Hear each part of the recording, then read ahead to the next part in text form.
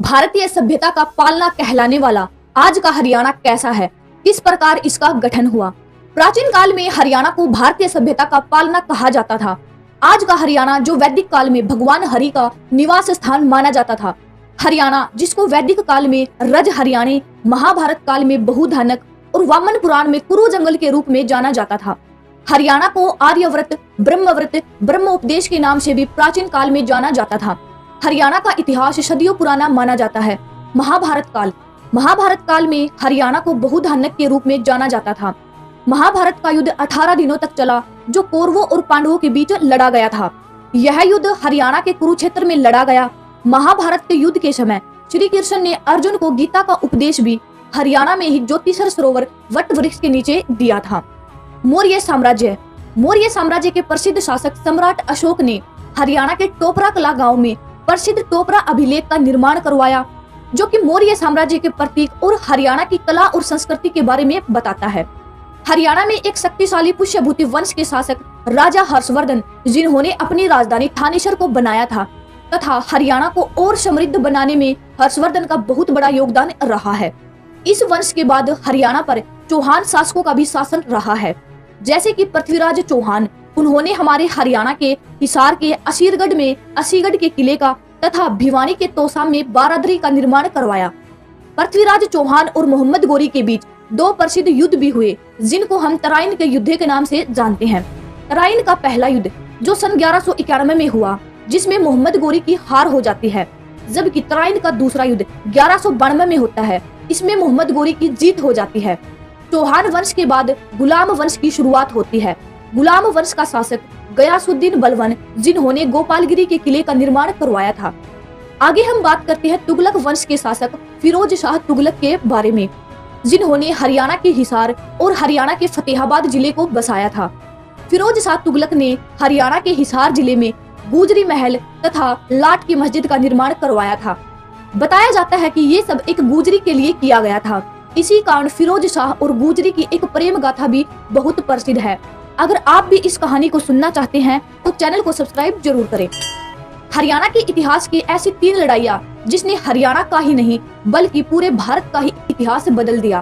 पानीपत की 3 लड़ाइयाँ। पानीपत की पहली लड़ाई 1526 में बाबर और इब्राहिम लोधी के बीच, इसमें बाबर की जीत हो जाती है।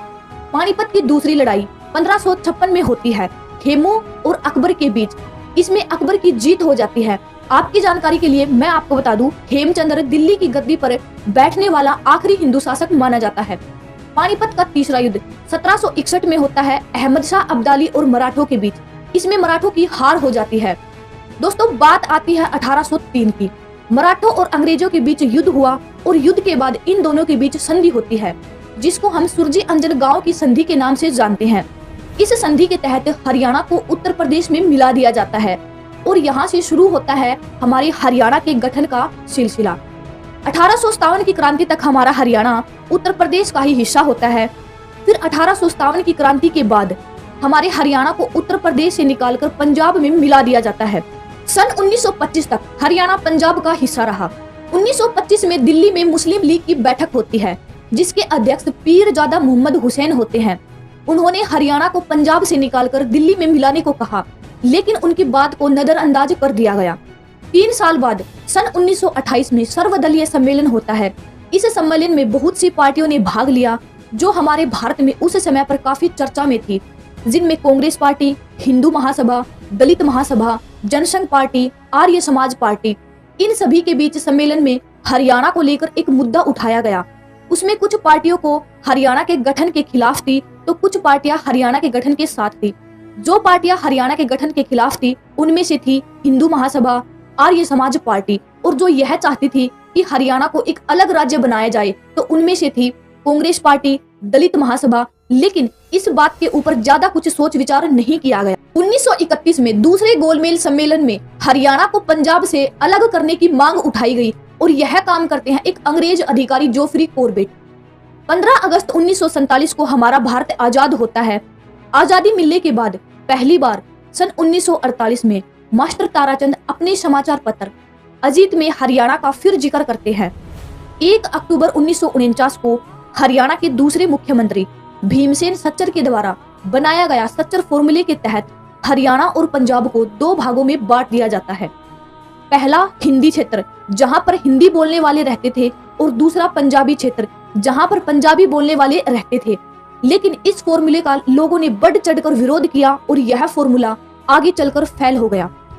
29 दिसंबर सन 1953 को राज्य पुनर्गठन आयोग बना, जिसके अध्यक्ष सर फजल अली थे। सन 1956 में राज्य पुनर्गठन आयोग अपनी रिपोर्ट सौंपता है और उसमें 14 राज्य तथा 6 केंद्र शासित प्रदेशों की स्थापना की जाती है। लेकिन उसमें भी हरियाणा का नाम देखने को नहीं मिला, क्योंकि उस समय हरियाणा और पंजाब के मुख्यमंत्री थे प्रताप सिंह कैरो। प्रताप सिंह कैरो ने हरियाणा और पंजाब को अलग करने से साफ साफ मना कर दिया था, जिस कारण हमारे हरियाणा को पंजाब से अलग नहीं किया गया। सन 1960 में संत फतेह सिंह अनशन पर बैठ जाता है। संत फतेह सिंह चाहता था कि हरियाणा को पंजाब से अलग किया जाए, लेकिन तबीयत खराब होने के कारण 48 दिनों के बाद वह अनशन से उठ लेते हैं। फिर 1965 में फिर से अनशन पर बैठते हैं। इस समय पाकिस्तान और भारत का युद्ध चल रहा था। हमारे भारत के प्रधानमंत्री श्री लाल बहादुर शास्त्री ने संत फतेह सिंह से कहा कि जैसे ही देश के हालात अच्छे होते हैं, हम आपकी बातों पर विचार करेंगे और आपकी मांगों को भी अपनाएंगे। 23 अप्रैल 1966 को पंजाब पुनर्गठन आयोग की स्थापना होती है, जिसके अध्यक्ष जे.सी. शाह है और इसमें शामिल M.M. फिलिप और S. दत्त की सदस्यता में पंजाब पुनर्गठन आयोग, जो हरियाणा और पंजाब को अलग करने के लिए बनाया गया था। 31 मई 1966 को इस आयोग द्वारा रिपोर्ट सौंपी जाती है और हमारे हरियाणा को पंजाब से अलग कर भारत का 17वां नया राज्य घोषित कर दिया गया। 1 नवंबर 1966 को हमारे हरियाणा का गठन हुआ। उस समय भारत की प्रधानमंत्री श्रीमती इंदिरा गांधी और गृह मंत्री गुलजारी लाल नंदा थे। हरियाणा को पंजाब से अलग कर दिया जाता है। इसमें हरियाणा को 35.18% यानी कि 42,212 वर्ग किलोमीटर क्षेत्र हरियाणा को दे दिया जाता है। गठन के समय हरियाणा में 7 जिले और 4 मंडल बनाए गए। हमारे हरियाणा राज्य का गठन किस प्रकार से हमारा हरियाणा राज्य एक अलग राज्य बनकर उभरा। हरियाणा, जो कि अपनी मजबूत सांस्कृतिक पहचान और परंपराओं के लिए जाना जाता है। हरियाणा के लोग अपनी मेहमान नवाजी और सादगी के लिए प्रसिद्ध हैं। दोस्तों, हरियाणा से आप कितना प्यार करते हो कमेंट बॉक्स में जरूर बताना। वीडियो को लाइक और चैनल को सब्सक्राइब